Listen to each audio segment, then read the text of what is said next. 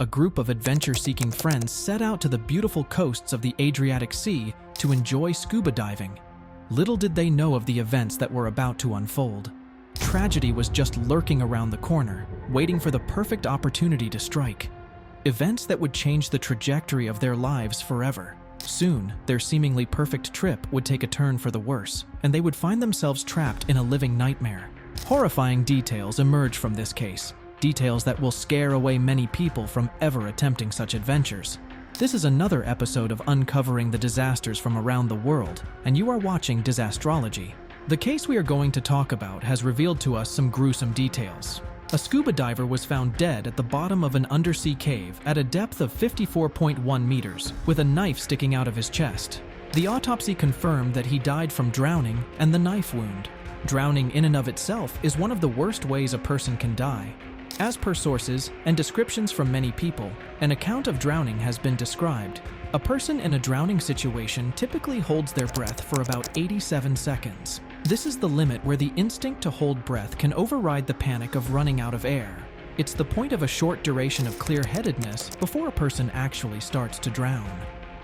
Until this point, the person is in a state of voluntary apnea, consciously choosing not to breathe. But as oxygen levels drop, they experience a sensation of darkness engulfing them in. During this time, the person drowning might feel a mix of panic and disbelief. Since this is a whole new experience for them, their body and mind struggle to cope, as the brain is unable to process the whole thing that they are experiencing. When the first involuntary breath is taken, the person is still aware, which makes the situation even more distressing, as inhaling water is far worse than running out of air. At this stage, the person transitions from voluntary to involuntary apnea, and drowning begins in earnest. A spasm of water into the mouth and windpipe follows, leading to one of two outcomes. In about 10% of cases, the water triggers a laryngospasm, a powerful contraction of the larynx muscles that prevents breathing and eventually causes suffocation. In this case, the person dies without water in the lungs. In the remaining 90% of cases, water floods the lungs, halting the transfer of oxygen to the bloodstream. With oxygen levels critically low, the person becomes weak and disoriented. They suffer for a minute or two as their body struggles to function, and then it begins to shut down. The brain remains active, but its electrical activity gradually fades until it stops altogether after 15 to 20 minutes. But in this horrific case, the victim did not just die of drowning, but also because of a stab wound. But the question was, who could have possibly stabbed him while he was underwater and drowning? Was it a case of homicide? Or did the victim commit suicide to prevent any further suffering? To understand this case, we need to take a look at all the factors that contributed and eventually led to it.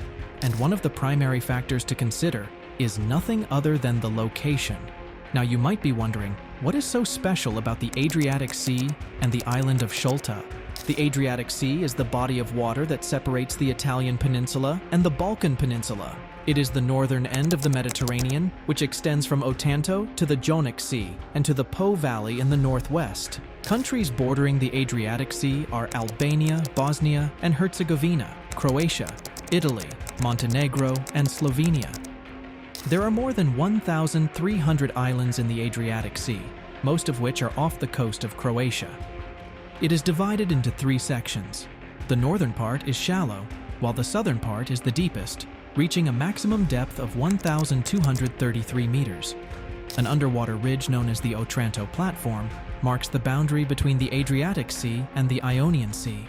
Currents in the Adriatic Sea flow counterclockwise, starting at the Strait of Otranto along the east coast, and then back into the strait along the west coast of Italy. In the Adriatic Sea, the tides are usually small, but sometimes they vary. The Adriatic Sea is less salty than the Mediterranean because it absorbs about a third of the freshwater that flows into the Mediterranean and helps dilute its salinity. The Adriatic Sea is famous for its beautiful blue and green colors and is home to a variety of marine life, such as dolphins, sea turtles, and various species of fish. Throughout history, it has been vital to Croatia, serving as an important transit and trade route. Sholta is an island in Croatia, located in the Adriatic Sea within the central Dalmatian archipelago. It lies west of the island of Brač, south of Split, and east of the Drvenik Islands, Drvenik Mali and Drvenik Veli, with the Split Channel and Sholta Channel separating them. The island covers an area of 22.77 square miles. While all of this might sound appealing to anybody, there is much more to the Adriatic Sea than just its flora and fauna, blue hues, mesmerizing coastlines, and the summer vibe. There are many legends that surround the Adriatic Sea. They serve as a reminder of the dark to those that take the beauty of this place for granted. One of those many legends states that Sirocco, Bora, and their children lived in a distant land called Illyria. It is described that Velebit had dark, curly hair, while Adria was slender, with striking blue eyes and golden hair. According to the legends, she was renowned for her unparalleled beauty. One day, Scirocco, eager to explore new worlds, decided to leave and return only after 7 long years. However, as he approached his homeland again, he was captured by a wicked wizard who was infatuated with the beautiful Adria. The wizard wanted to kidnap her, so one night he went to conquer the inhabitants of Illyria. Velebit refused to surrender and prayed to the gods to turn him into stone. Thus, the mountains protecting North Dalmatia were created. Meanwhile, the sweet and lovely Adria was transformed into the sea, now known as the Adriatic Sea. It is easy to say that the legends that surround this sea seem to be nothing less than a fairy tale, but not all fairy tales have a happy ending. The Adriatic Sea has been the cause of the death of many people. There is even a killer cave in Croatia, known as the Killer Cave. The sea cave Poganica in Croatia has claimed 4 lives between 2002 and 2015 on 3 separate occasions. The first incident occurred in 2002 when a Czech diver got lost in a maze of passages. In desperation, he stabbed himself in the heart before drowning. The following day, during a recovery mission, a police diver also lost his life while trying to retrieve the Czech diver's body. The latest tragedy happened a week ago when 2 divers, one German and one Croatian, entered the cave. Both were found dead at opposite ends of the cave after getting lost in the complex maze of tunnels. The entrance to the cave begins at a depth of 8 meters through a narrow vertical shaft that descends to 35 meters. At this depth, it branches into a complex network of tunnels that extends to a depth of 60 meters. The Adriatic Sea is known for both its wonders and its dangers. Let's delve into the details of a case that shocked divers worldwide. This incident is one of 3 tragic events linked to this area. In 2002, a scuba diver found himself in a dangerous situation when he ran out of air deep inside a complex undersea cave near Scholta. According to reports, in a desperate attempt to avoid drowning, the diver allegedly stabbed himself in the chest. This dramatic and disturbing act was said to be a last resort to escape the suffocating grip of the cave's depths. But when we consider the likelihood of such an event, we must consider many possibilities before forming a conclusion. Was it truly a suicide? Or is suicide just a cover-up for something much darker beneath the surface of this story? On September 11th, 2002, the Split police received an emergency call from a diving party on a sailing boat. As per the reports, 31-year-old Czech diver MK had not returned from a dive in Poganica Bay, near the southern part of the island of Scholta. The dive had started about 3 hours earlier. The crew, which included a skipper and 2 other divers, had returned to the boat around 10:30 p.m. After searching the cave where the victim was diving, 2 divers went back into the cave at 10:46 p.m. but did not find him. It was suspected that the victim had run out of air and drowned.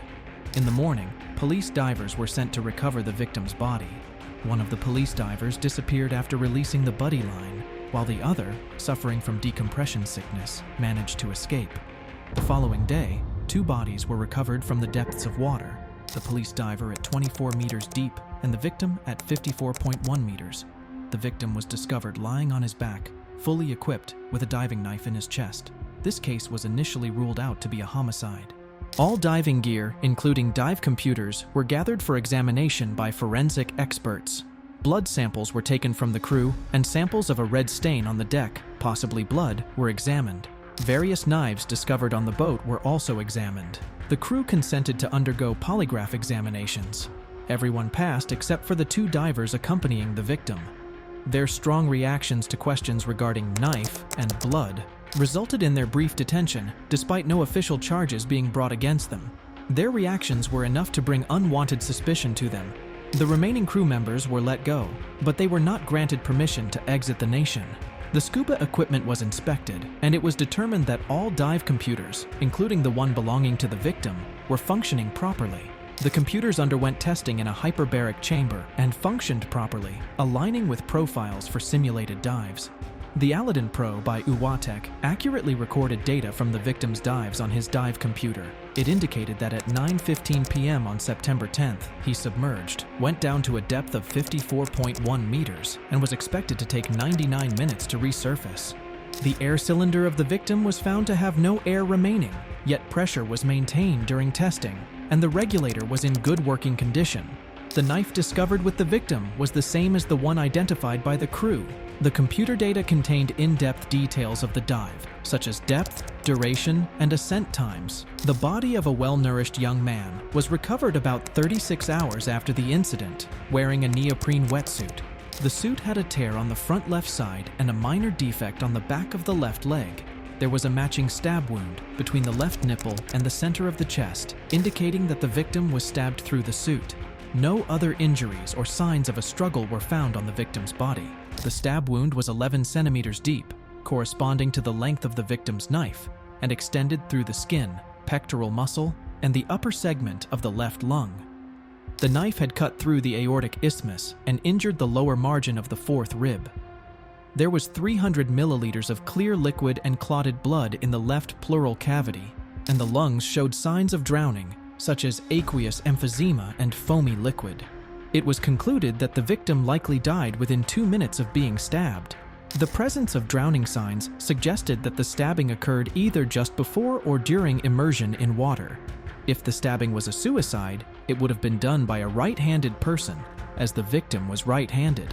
The victim's blood alcohol level was 0.114%, but no diatoms, which are indicative of drowning, were found in the liver. Divers are vulnerable to a condition known as nitrogen narcosis, which damages their muscles and brain when they inhale compressed air. Underwater, this condition begins at about 100 feet and gets worse the deeper you go. Similar to intoxication, it can cause divers to feel euphoric and impair their judgment. This loss of control may cause one to make risky choices, such as ignoring a low air supply. At 114 feet, MK was diving, a depth that is likely to cause symptoms of narcosis. In addition, his blood alcohol level of 0.114 indicated intoxication, exacerbating the effects of narcosis. These symptoms may become more severe due to stress. According to the case report, MK got lost in the cave and eventually found an air pocket. He decided to stab himself rather than call for help or risk drowning since he had insufficient air to get back safely and was under the influence of alcohol and narcosis. Suicide during diving is a rare phenomenon. The terms suicide and diving were searched up, but no similar cases were found. It's surprising that no such incidents have been reported before, given that hundreds of thousands of people dive every day. But there are also other possibilities that are attached, that the victim in the situation did not commit suicide, but rather he was murdered. Premeditated murder was also considered as an option. To create a false dive profile, the killer could have tied a dive computer to a rope, weighted it, and dropped it down the cave funnel. The goal would be to make it appear that the victim had reached depths they hadn't actually explored. The victim may have died before the computer was placed on their arm to mislead investigators. However, it is impossible to reach a depth of 50 meters simply by lowering the computer vertically into the funnel. Although there are deeper areas nearby, if the dive computer had been used in this manner, it would have displayed an entry depth of 9 meters, which it did not do. A scenario was considered in which the victim was stabbed on the boat and thrown overboard. If the victim had been alive for a few minutes underwater, the killer would have had to act quickly, immediately throw the victim overboard, transport him to a depth of 50 meters, stage an ascent, and then relocate the victim to a deeper section of the cave. The killer would have had to drop the body from a specific point in the cave, which allows for a vertical descent of 35 to 54.1 meters. One of the suspects, who was a diver, could have used the victim's air supply to manage his own ascent, but they would not have been able to return to the boat by 10:30 p.m. and continue to be a rescuer, as skipping it would result in a long decompression time or severe decompression sickness. The extraordinary case was reviewed with experienced Croatian military divers who dismissed the possibility of suicide. These divers, accustomed to life-threatening situations from their wartime experiences, believed that a diver would never choose to end their own life underwater. In any dangerous situation, divers would typically do everything possible to save themselves, While it's true that suicides in desperate situations, like jumping from burning buildings, do occur, they are rare. If the victim had been targeted for murder, the killer would likely have chosen a more straightforward method. For instance, drowning a diver could be done easily by attacking from behind, removing the regulator, and holding the victim, making knives and complex plans unnecessary. Alternatively, a killer could have manually emptied the victim's air cylinder, making the death appear as an accidental drowning without external injuries. Therefore, determining the cause of death for someone found in the water requires cautious investigation by both police and forensic pathologists. For the most part, it can be concluded that MK's death was something that could have been prevented. The primary reason for it was MK trying to dive beyond what he was actually capable of. Not only was he inexperienced, he was diving in a cave that was beyond his capability. He was alone, ill-equipped, and intoxicated. We cannot discard all these factors when we consider the reason for MK's death. While many cases were considered to find out the reason for this tragedy, which one, according to you, was it? Was it a suicide or a murder? Do let us know your thoughts down in the comments. And don't forget to like this video in case you haven't already, and share this with your diver friends. For more such videos, don't forget to subscribe to Disastrology, and we will be coming to you soon with more such cases.